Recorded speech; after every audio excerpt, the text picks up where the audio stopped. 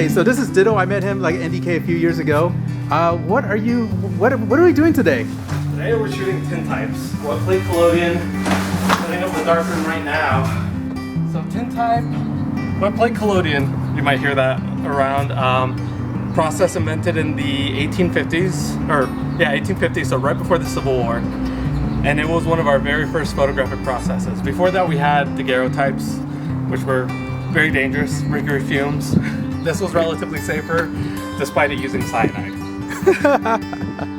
The modern version, we have new chemicals that won't kill us as fast. And this is what we put it in so that we don't have to worry about light getting in there. Oh, you just pour it into it. Yeah. This comes out. Speed graphic. Open.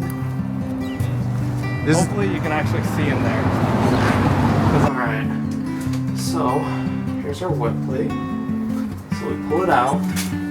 And then the developer is iron based. Iron and then acid. So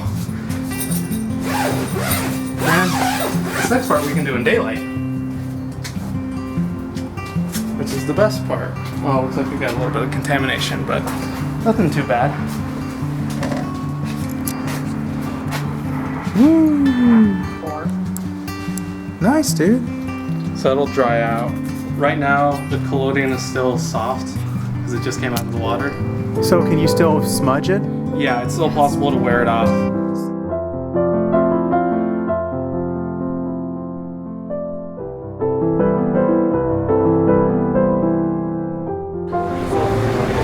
I know, right?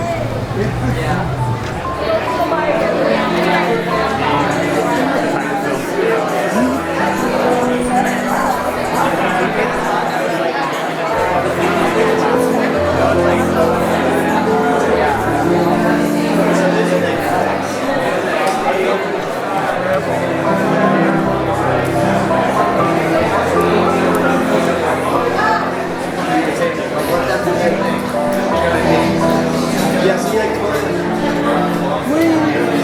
Swoop around circles.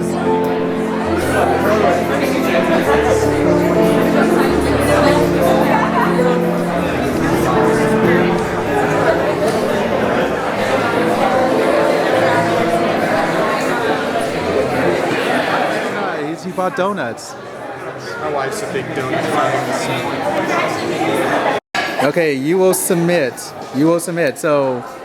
Just tell me what Birdie's all about. You just look at me. So Birdie is Denver's only magazine. We publish once a month and we're full of local artists. And we have a great West Coast distribution base all the way up to Seattle and a couple places in California. And we're 100% user submitted. If you submit your art, you get in the magazine, and that's what keeps us running.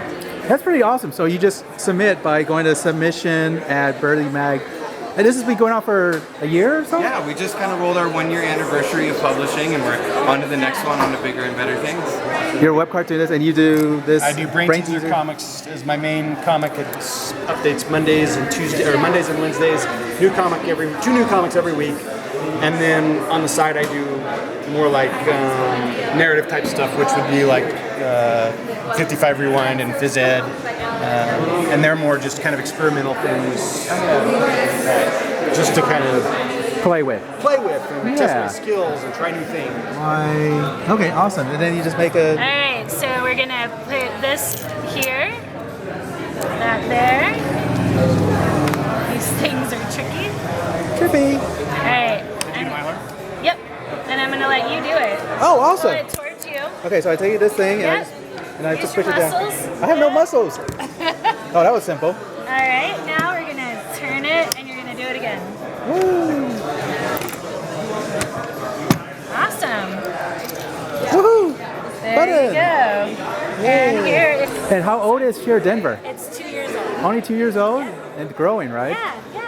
And we have great people who are invested in that skill sharing. So if I want to learn about sewing, I could go and take classes. Absolutely. Or if I want to know about leather making. His mom teaches.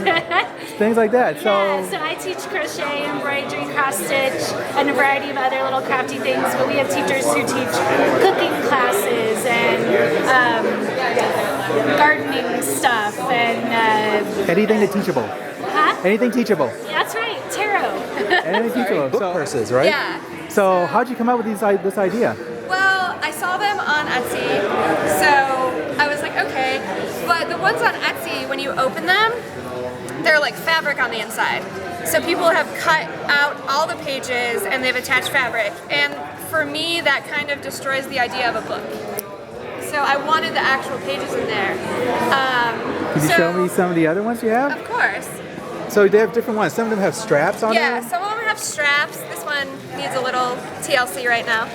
But I just use an X-Acto knife and I cut the pages out, I glue them all together, and I pick different straps that are kind of fun to use.